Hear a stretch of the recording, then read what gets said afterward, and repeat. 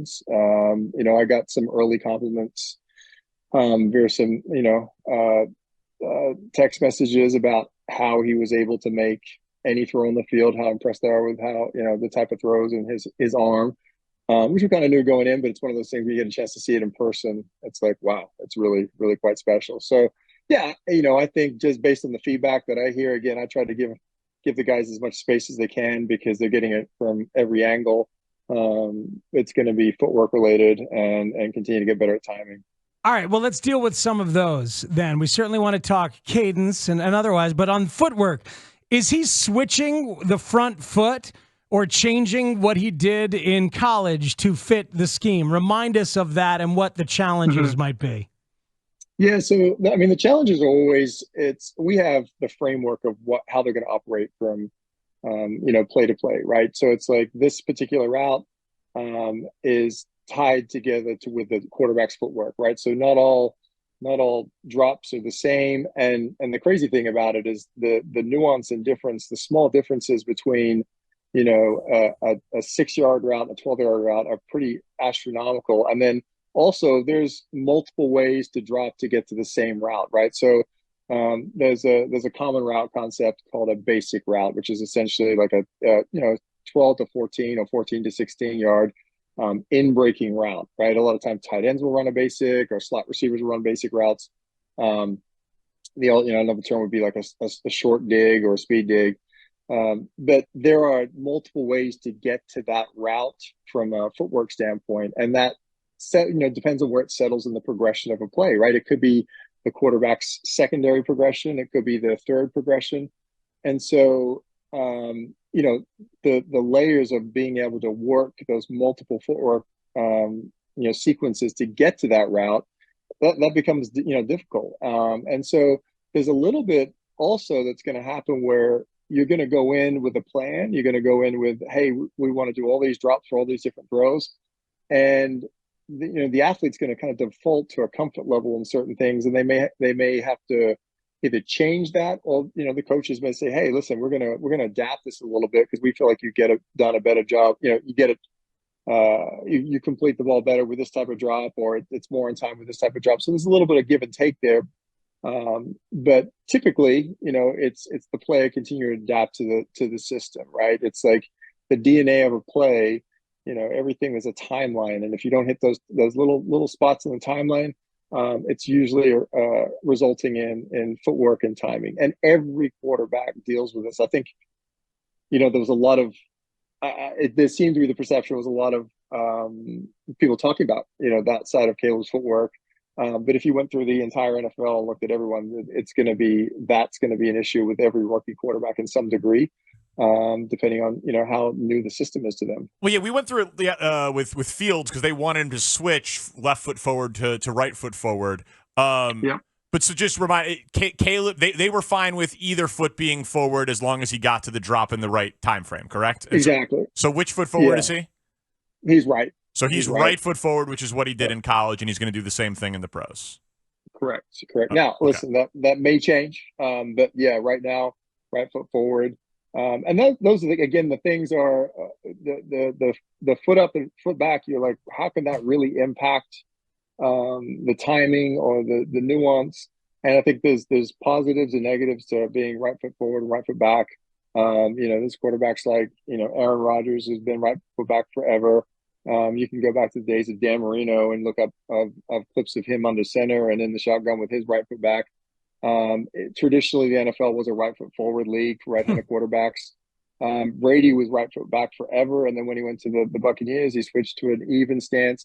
And so there's reasons why quarterbacks will do certain things, and I think there's advantages of being right foot back, in terms of quick game and certain shorter progressions.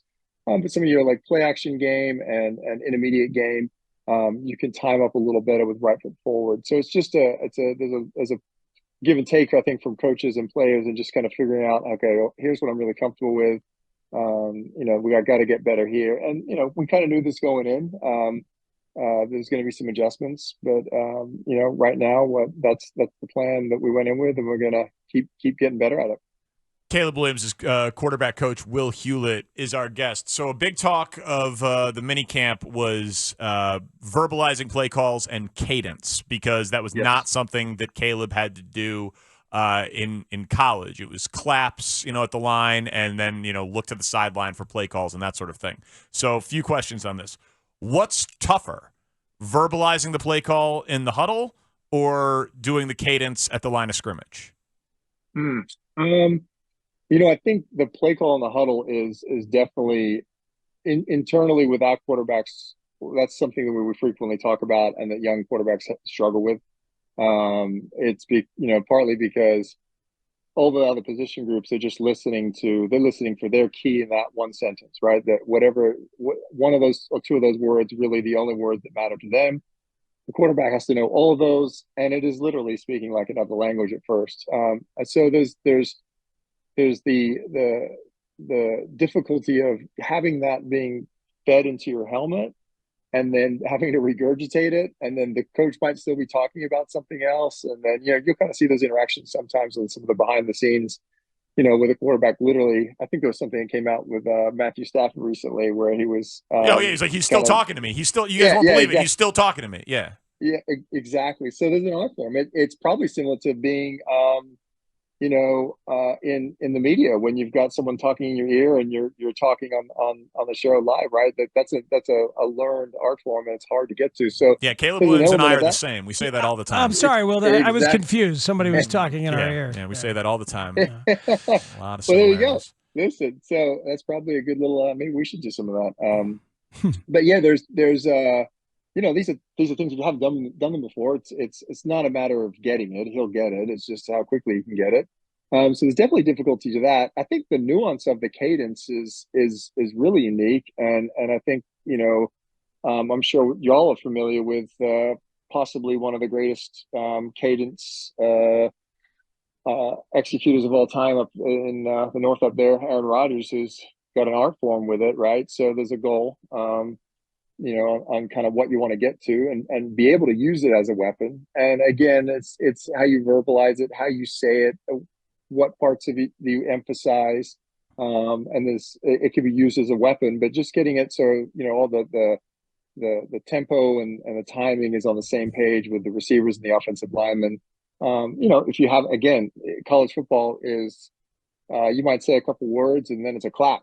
And that's it, because they're going to go fast. The NFL doesn't operate that way, so there's definitely a learning curve there. I think they're both difficult things, but again, Caleb's real dedicated to his craft, so I know he's working on that constantly, and will continue to incorporate it. And he'll be around a couple other guys that use similar cadences this summer that get a chance to talk a little bit about, on some of the techniques they use. Well, yeah, that's what we were wondering is how do you work on that? How will he be working on that? And is some of it, voice control and getting enough volume on your voice and learning, as a vocalist, how to use your voice effectively and healthily?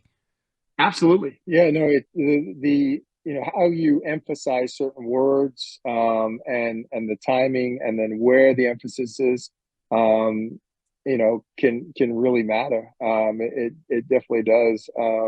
And so we literally will work on it just snapping the ball when we're working on particular routes in air.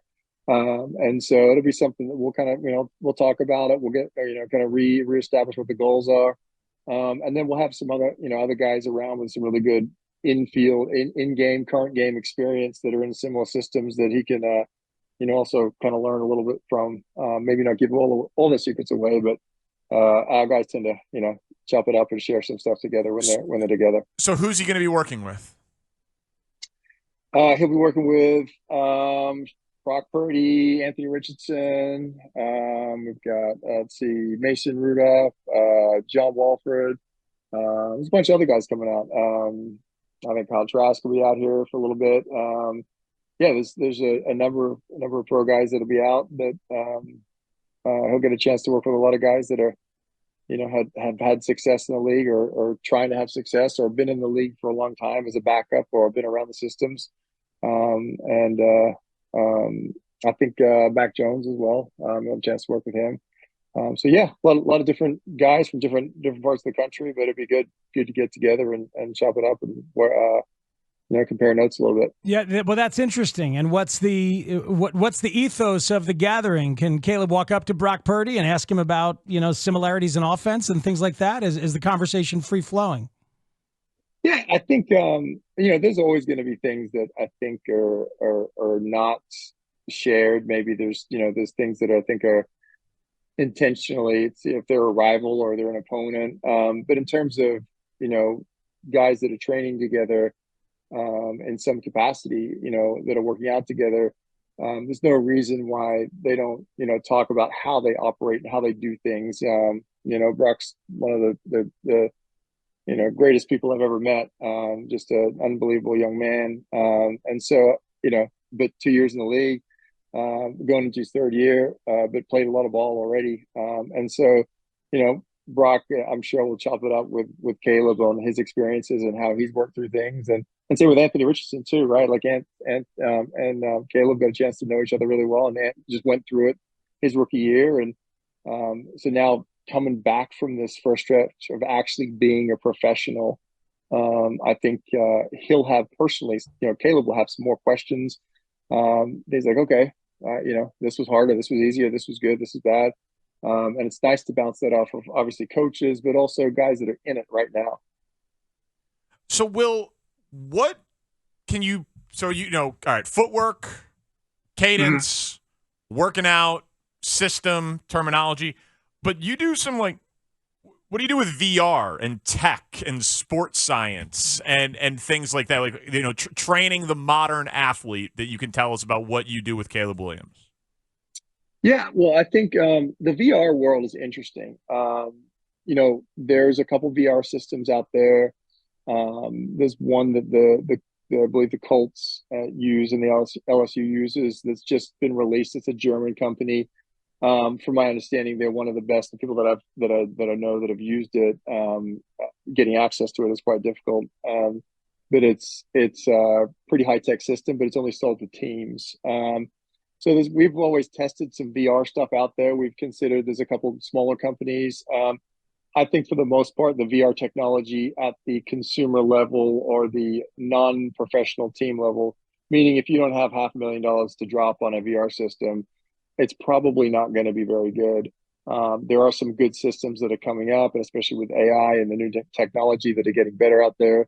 So there's a couple of systems that we're inquiring into, help implement into our training.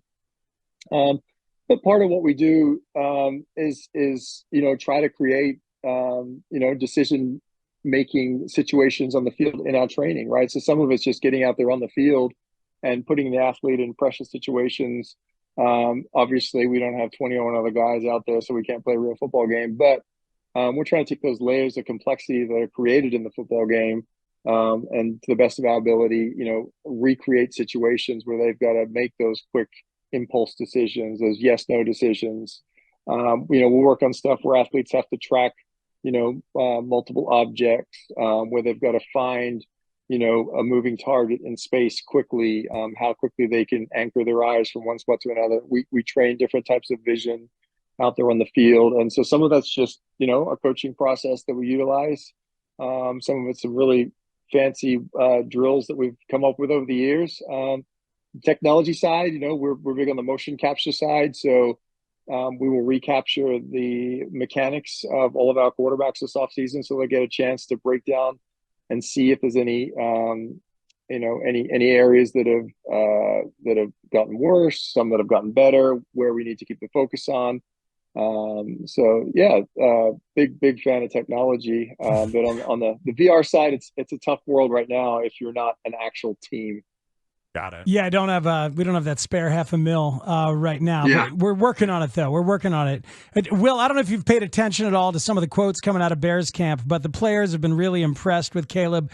One thing, I think it was TJ Edwards who said that Caleb moved the defense with his eyes a few times.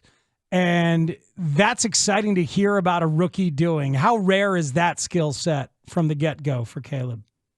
Yeah, that's tough. That's really hard, especially with the defensive level that Chicago has right now.